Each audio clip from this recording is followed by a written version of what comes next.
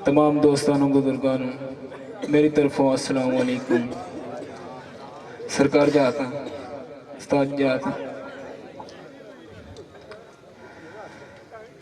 हो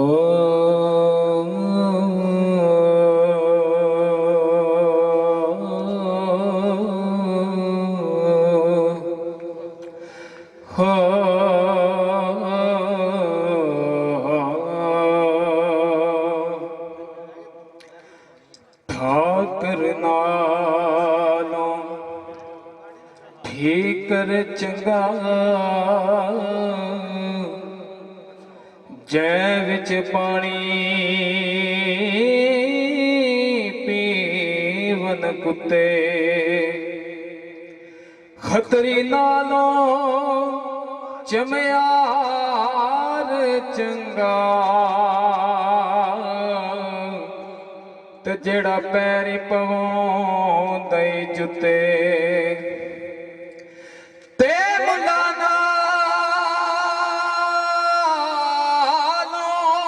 कुकड़े चंगा ते जेड़ा लोग जगाउंदा ई सुत्ते बुल्ले शाम उठ यार मना ले बाजी ले गई कुत्ते। तो सरकार फरमाते ने कि जे तेरी जबान विच असर नहीं, तेरा किसी दे नाल कलाम अच्छा नहीं, फिर कादियां तेरी नमाज़ां। सरकार फरमाते ने पढ़ी नमाज लिहाज ना सिखया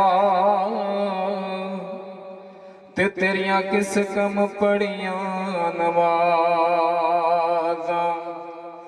इल्म पढ़िया अदब ना सिखया ते तेरियां किस कम दित्तियां वाज़ां। तेरा घर डिठा ना घर ते तेरियां किस कम दित्तियां बुल्ले शाम उदों पता लग सी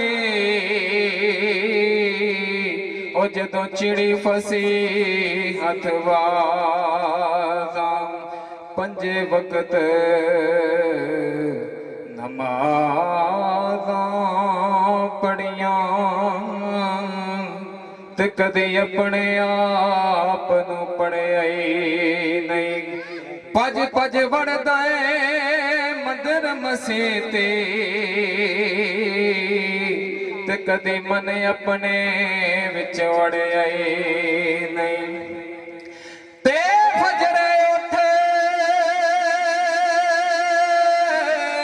शैतान नाल लड़ना है, कदे नफ्स अपने नाल लड़िया ही नहीं। बुल्ले शाम आसमानी उड़दियां फड़ना है